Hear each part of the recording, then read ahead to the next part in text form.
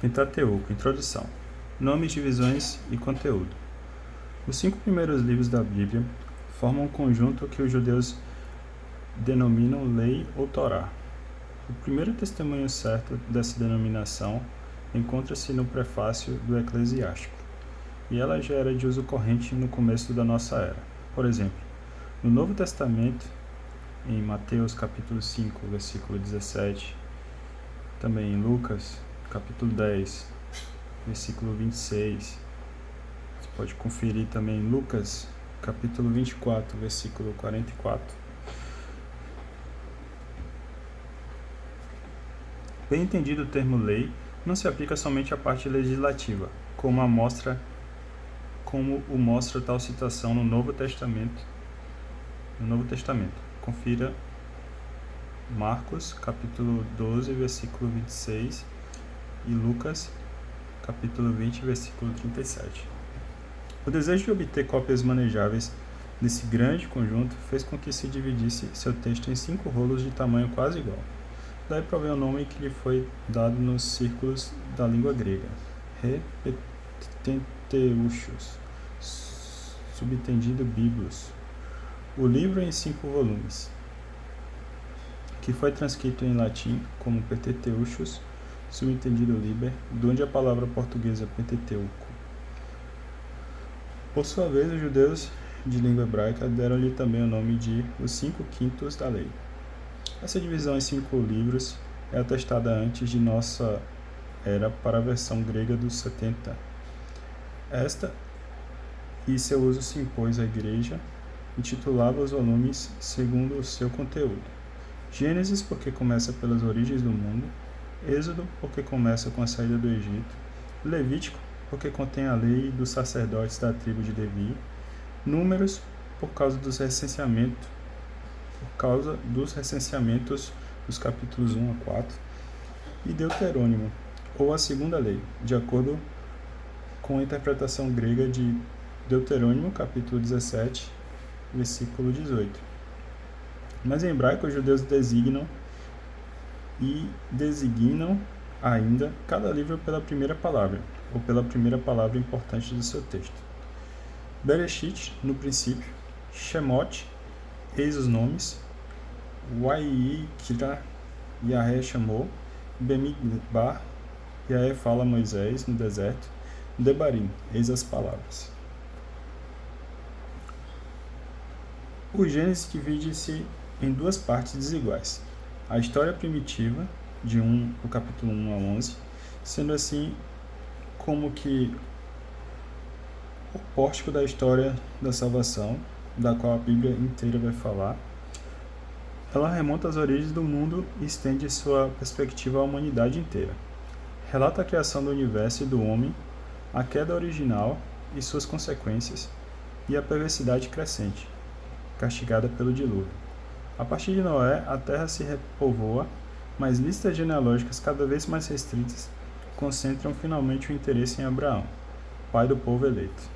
A história patriarcal, do capítulo 12 ao 50, evoca a figura dos grandes antepassados, Abraão, o homem da fé, cuja obediência é recompensada por Deus, que promete a ele uma posteridade e a seus descendentes a Terra Santa. Do capítulo 12, versículo 1 ao capítulo 25, versículo 18. Jacó, o homem da astúcia, que suplanta seu irmão Esaú, rouba a bênção de seu pai Isaque e vence em esperteza o seu tio Labão. Mas de nada lhe serviriam todas essas habilidades, se Deus não o tivesse preferido a Esaú, desde antes de seu nascimento, e não lhe tivesse renovado as promessas da aliança concedida a Abraão. Capítulo 25, versículo 19 ao capítulo 36, versículo 43. Entre Abraão e Jacó, Isaque é uma figura bastante apagada, cuja vida é narrada, sobretudo, em visita da de seu pai ou de seu filho. Os 12 filhos de Jacó são os antepassados das 12 tribos de Israel. A um deles é consagrado todo o final do Gênesis, os capítulos 37 a 50, menos 38 e 49. São a biografia de José, o homem da sabedoria, Esta narração, que difere das precedentes, se desenvolve sem intervenção direta de Deus e sem nova revelação, mas toda ela é uma lição. A virtude do sábio é recompensada e a providência divina converte em bem as faltas dos homens. O Gênesis forma um todo completo, é a história dos antepassados. Os 3 livros seguintes formam outro bloco no qual, dentro do contexto da vida de Moisés, narram-se a formação do povo eleito e o estabelecimento da sua lei social e religiosa. O Êxodo desenvolve 2 temas principais: a libertação do Egito, capítulo 1, versículo 1 ao versículo 15, ou capítulo 1, versículo 1 ao capítulo 15, versículo 21, e a aliança do Sinai, capítulo 19, versículo 1 ao capítulo 40, versículo 38. Esses temas são interligados pelo tema da caminhada do deserto, capítulo 15, versículo 22 ao capítulo 18, versículo 27. Moisés, que recebeu a revelação do nome de Yahvé na montanha de Deus, é o condutor dos israelitas, libertados da escravidão. Numa teofania impressionante, Deus faz aliança com o povo e lhe dita suas leis. Mal fora concluído, o pacto é violado pela adoração do bezerro de ouro, mas Deus perdoa e renova a aliança. O grande conjunto dos capítulos 25 ao 31 e 35 a 40 relata a construção da tenda, lugar de culto na época do deserto. O Levítico, de caráter quase exclusivamente legislativo, interrompe a narração dos acontecimentos. Contém um ritual dos sacrifícios, capítulo 1 ao 7, o cerimonial da investidura dos sacerdotes, aplicado a Arão e os seus filhos, capítulo 8 ao 10, as normas referentes ao puro e ao impuro, capítulo 11 ao 15, que terminam com o ritual do grande dia das expiações, capítulo 16, e a lei da santidade, capítulo 16 ao capítulo 26, que inclui um calendário litúrgico, capítulo 23, e se encerra com bênçãos e maldições, capítulo 26. Em forma de apêndice, o capítulo 27 determina as condições do resgate das pessoas, dos animais e dos bens consagrados a Yahvé. Números retoma o tema da caminhada pelo deserto. A partida do Sinai é preparada por um recenseamento do povo, capítulo 1 ao 4, e pelas grandes ofertas feitas para a dedicação do tabernáculo, capítulo 7. Após a celebração da segunda Páscoa, após a celebração da segunda Páscoa, os israelitas deixam a montanha, capítulo 9 ao capítulo 10, e chegam depois de várias etapas a Cádiz, de onde fazem uma tentativa frustrada de penetrar em Canaã pelo sul, capítulo 11 a 14. Depois da estada em Cádiz, põem-se de novo a caminho e chegam às estepes de Moabe, em frente de Jericó, capítulo 20 a 25. Vencidos os Madianitas, as tribos de Gade e Ruben se estabelecem na Transjordânia, capítulo 31 a 32. Uma lista resume as etapas do Êxodo, capítulo 33. Em torno dessas narrações são agrupadas prescrições que completam a legislação do Sinai ou que preparam o estabelecimento em Canaã, capítulo 5 ao 6, capítulo 8, capítulo 15 ao 19, 26 ao 30, 34 e 36. O Deuterônimo tem estrutura particular, é o Código das Leis Civis e Religiosas, capítulo 12, versículo 1 ao capítulo 26, versículo 15. Enquadrado no grande discurso de Moisés,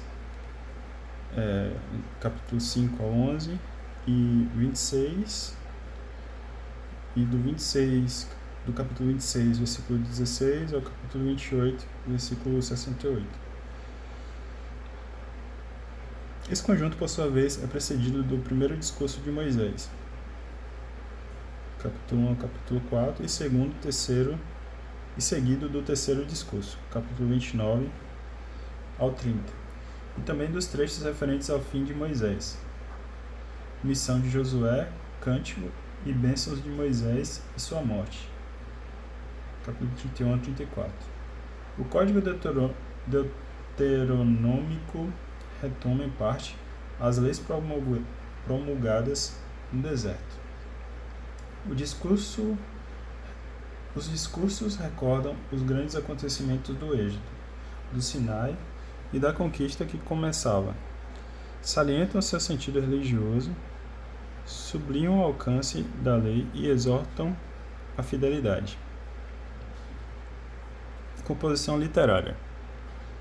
A composição desta vasta coletânea era atribuída a Moisés, pelo menos desde o começo da nossa era, e Cristo e os apóstolos conformaram-se com esta opinião. Jó, capítulo 1, versículo 45, capítulo 5, capítulo 5, versículo 45 ao 47. Romanos, capítulo 10, versículo 5. Mas as tradições mais antigas jamais haviam afirmado explicitamente que Moisés fosse o redator de todo o Pentateuco. Quando o próprio Pentateuco diz, o que é muito raro que Moisés escreveu, aplica essa fórmula a alguma passagem particular.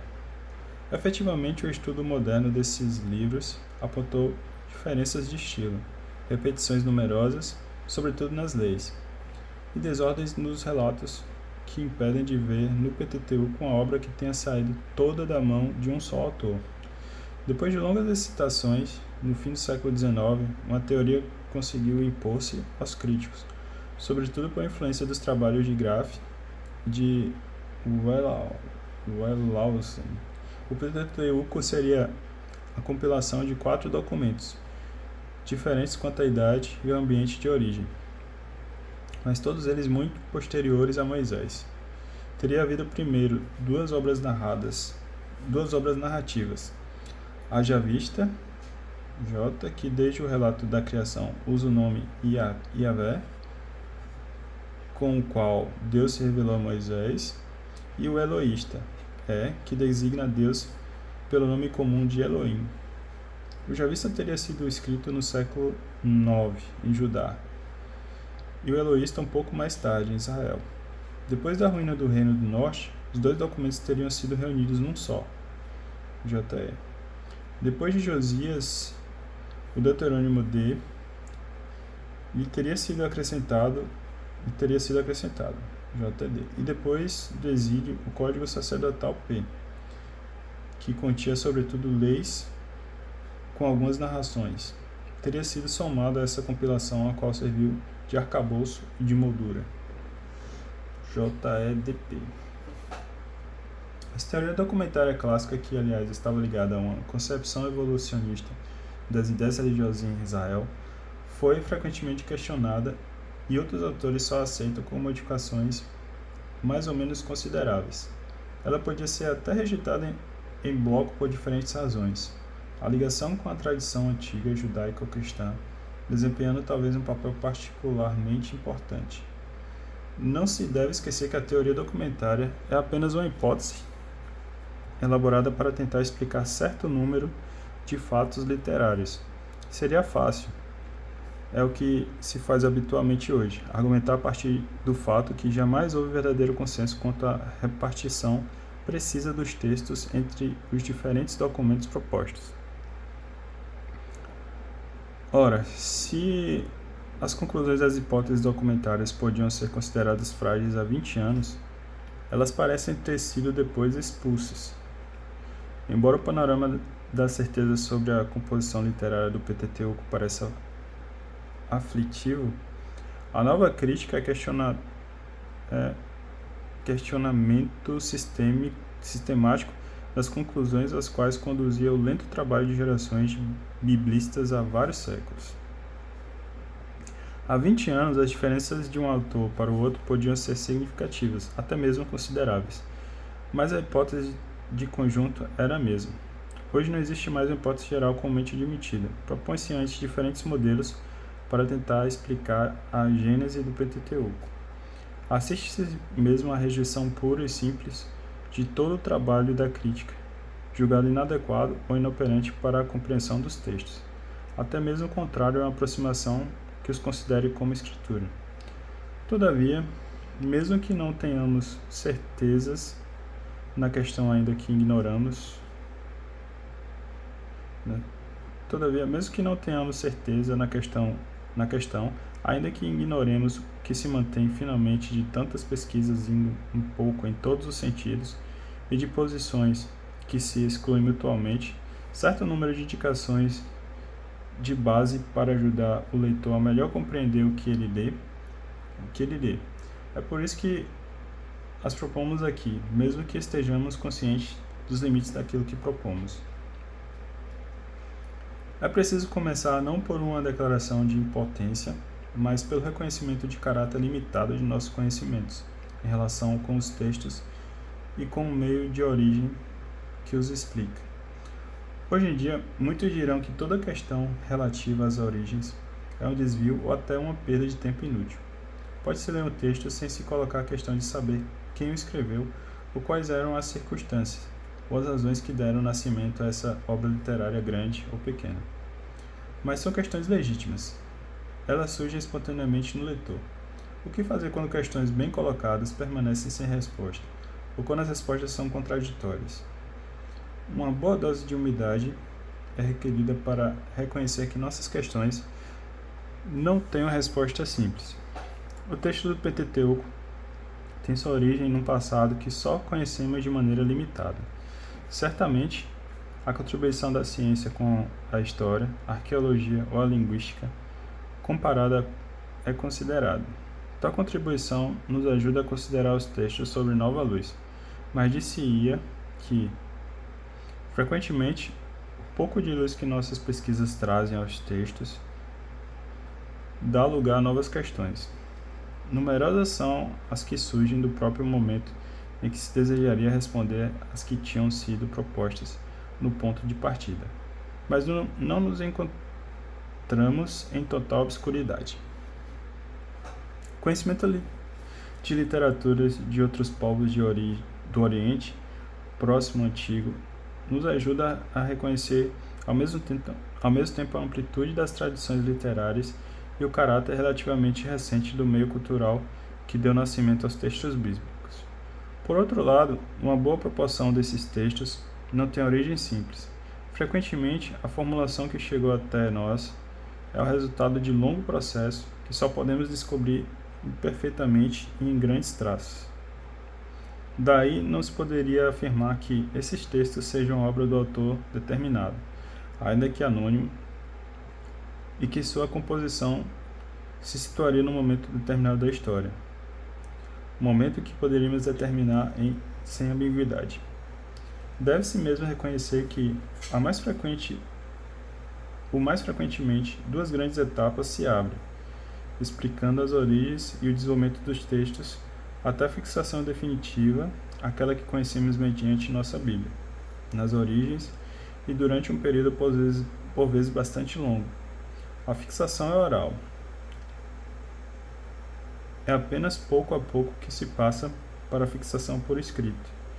Isso é ao menos o que se julga segundo o que conhecemos da história literária dos povos do Oriente Próximo Antigo, embora se conheçam igualmente casos de criação literária pura e simples, que não se devem minimizar. Há, portanto, uma história literária, mas é aí talvez que se encontra o problema mais considerável. Conhecemos o final, a forma definitiva dos textos, mas para as etapas anteriores complexas, que são passo para a fixação definitiva, não temos quase nunca dados seguros ou são claramente insuficientes para pormenorizar o percurso completo. É por isso que, na ausência de dados exteriores para responder às nossas questões legítimas, devemos apelar para a análise direta e precisa dos textos.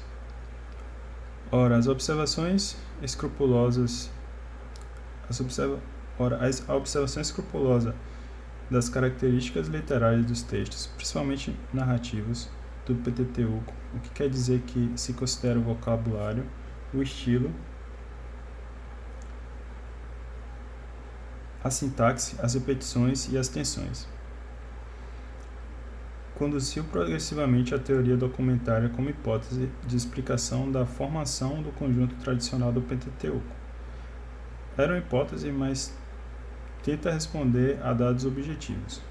Porque hoje a hipótese documentária clássica é corrigida de maneira notável ou pura e simplesmente abandonada.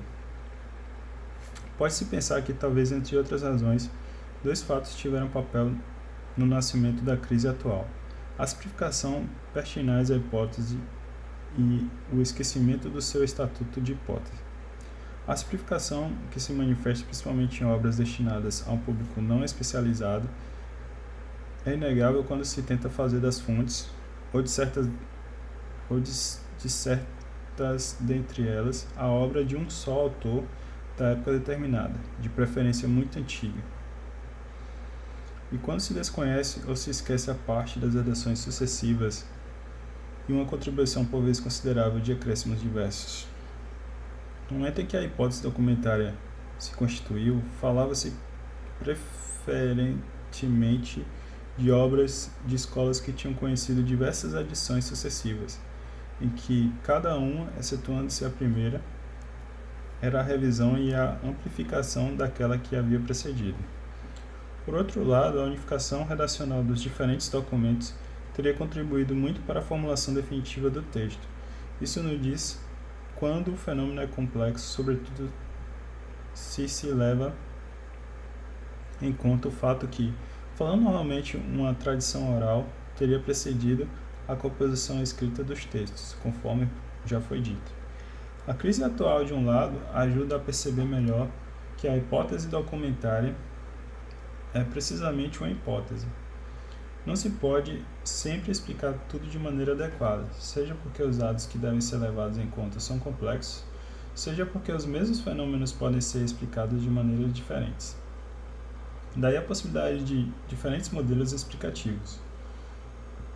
Por outro lado, a situação cultural que vivemos tem, também ela, consequências ou incidências sobre nossos métodos, sobretudo pelo fato de que certas questões, por exemplo, a da origem dos textos, julgadas essenciais para nossos predecessores, perdem sua importância ou são até consideradas como não pertinentes.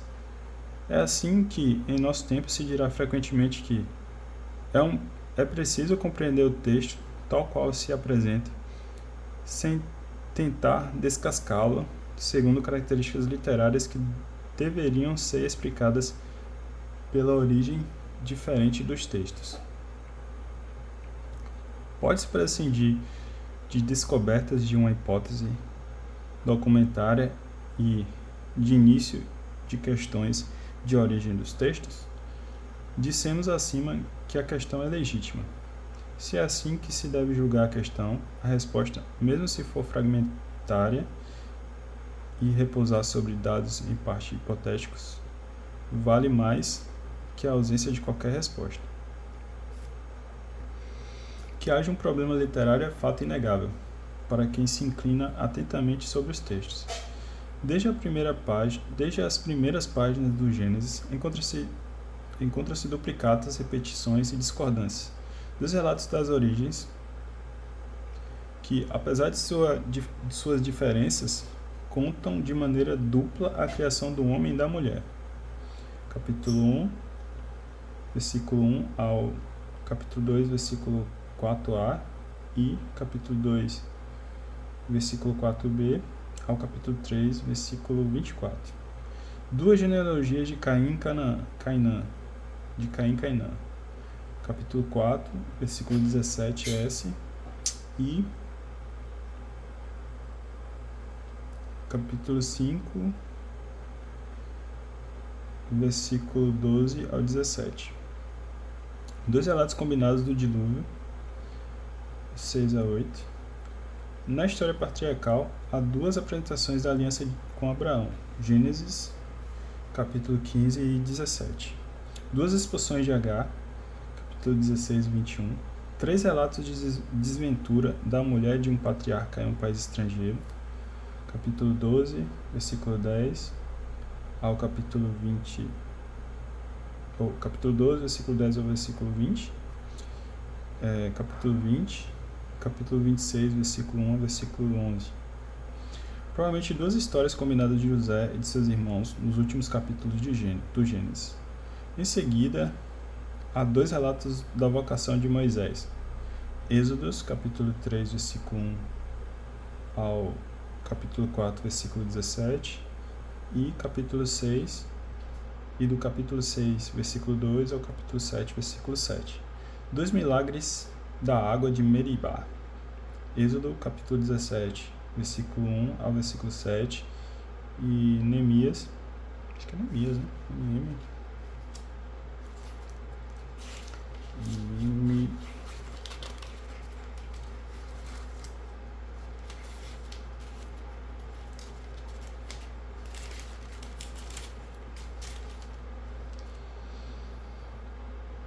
Inúmeros.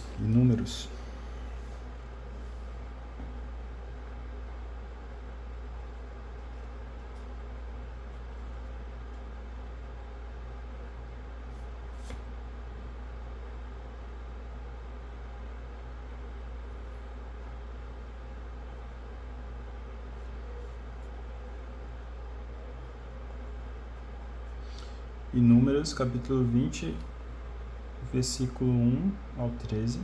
2 textos do Decálogo, Êxodos, capítulo 20, versículo 1 a 17, e Deuteronômio, capítulo 5, versículo 6 a 21.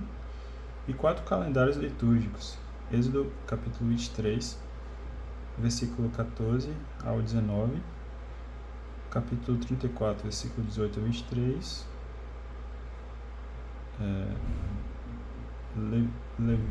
Levítico, capítulo 23, Deuteronômio, capítulo 16, versículo 1 a 16.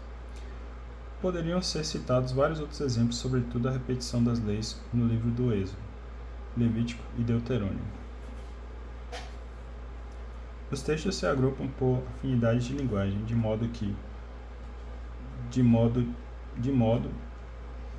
os textos se agrupam por afinidade de linguagem, de conceitos que determinam linhas de força paralelas que se podem seguir através do Pentateuco.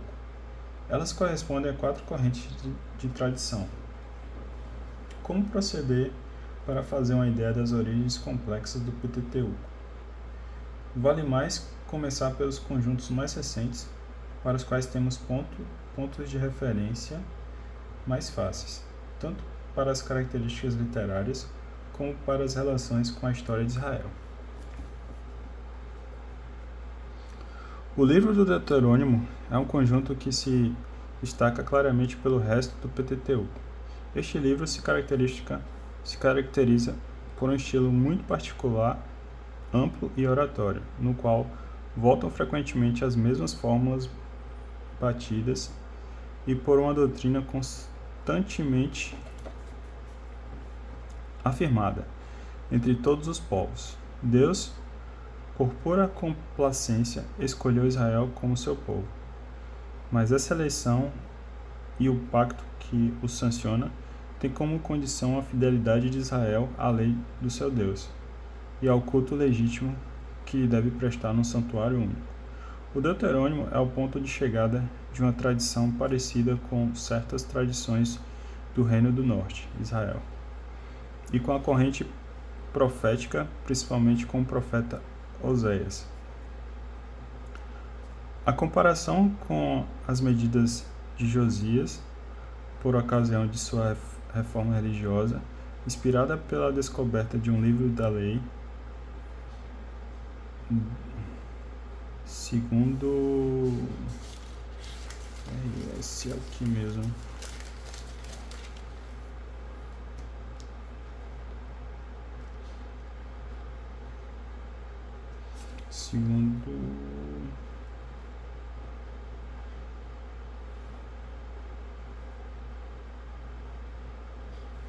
Segundo 2 Reis, capítulo 22 a 23, que parece ser o Deuterônimo. Provaria que este livro existia já por volta de 622 a 621 a.C., mas provavelmente de uma forma mais breve que aquela que conhecemos. O núcleo do Deuterônimo pode representar costumes do norte, trazidos a Judá pelos levitas após as ruínas de Samaria. Essa lei, talvez já moldurada por um discurso de Moisés, pode ter sido depositada no Templo de Jerusalém. Mas não se exclui que a obra tenha sido composta sob Josias e para servir a seu projeto de reforma. Que ela tenha sido encontrada no templo lhe conferiria uma autoridade que certamente não teria tido se fosse apresentada como obra que acabara de ser redigida. O Deuterônimo é, portanto, uma obra de escola. Certamente o conjunto não é absolutamente homogêneo, tanto no plano da teologia como no da expressão literária, mas os acréscimos, principalmente o primeiro, capítulo 1, versículo 1 ao capítulo 4, versículo 44, e o terceiro discurso de Moisés, capítulo 29 ao capítulo 30, mas também o segundo discurso de Moisés, capítulo 4, versículo 45 ao capítulo 28, versículo 68, como também uma parte dos apêndices, capítulo 29 ao capítulo 31, são feitos no mesmo espírito. Certos acréscimos devem ser relacionados com a redação ou a revisão do conjunto que vai de Josué até o fim de Reis, e que se chama frequentemente História Deuteronomista. Eles podem ter sido feitos durante o exílio babilônico ou até depois dele. Atualmente fala-se também, com frequência, de influências deuteronômicas ou de redações deuteronomistas nos livros de Gênesis, do Êxodo e dos Números. Se o fato não é novo, o que espanta é a amplitude do fenômeno. Todavia, não é o caso de valorizá-lo demais.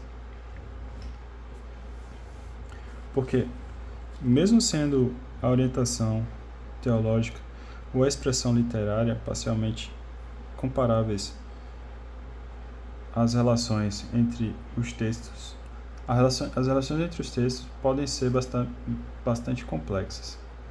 Certas passagens do resto do Pentateuco podem ser anteriores ao Deuterônimo, apresentando já algumas das características literárias que florescerão com o Deuterônimo, ou exprimindo ideias próximas a deste livro. A contribuição da tradição sacerdotal à configuração do Pentateuco é considerável. É, portanto, ainda aqui uma obra de escola. As leis constituem a parte principal dessa tradição, que tem um interesse especial na organização do santuário, nos sacrifícios e nas festas, na pessoa e nas funções de Arão e de seus descendentes. Além dos textos legislativos ou institucionais, ela contém também partes narrativas que são especialmente desenvolvidas quando servem para exprimir o espírito legalista ou litúrgico que a anima. Ela gosta de camputos e genealogias. Seu vocabulário particular e seu estilo geralmente abstrato e redundante a tornam facilmente reconhecível. Essa tradição é a dos sacerdotes do Templo de Jerusalém. Ela preservou elementos antigos, mas só se constituiu durante o exílio e se impôs depois de repatriação. Nela se distinguem diversas camadas redacionais, principalmente a lei de santidade, Levítico capítulo 16 ao 26, um escrito de base e revisões que acrescentam muito aos dois conjuntos primitivos. Por outro lado, é difícil decidir se essa tradição sacerdotal teve num tempo existência independente como obra literária ou se, e mais provavelmente um ou diversos redatores representantes dessa tradição não inseriram seus elementos nas tradições. já existentes e por um trabalho de edição não deram ao Pentateuco sua forma definitiva. Se eliminarem o Deuterônimo e os textos atribuíveis à corrente sacerdotal, resta ainda uma parte considerável do livro de Gênesis e seções importantes dos livros do Êxodo e dos Números, principalmente na parte narrativa. A questão que se propõe é de saber como julgar esses materiais. Havia algo escrito, documentos precisos, antes da contribuição dos deuteronomistas e dos sacerdotes de Jerusalém? Se a crítica clássica afirmava a existência de ao menos 2 documentos ou fontes, o javista e o eloísta, hoje em dia a resposta é menos fácil. A despeito das tendências cada vez mais afirmada de exegese recente, deve-se afirmar que a fixação por escrito das tradições do Pentateuco começou antes do Deuterônimo, mesmo se, muito provavelmente, ela não for tão antiga quanto se desejava e se for difícil determinar a configuração precisa de documentos autônomos. Aqui, porém, os pontos de referência são difíceis de estabelecer.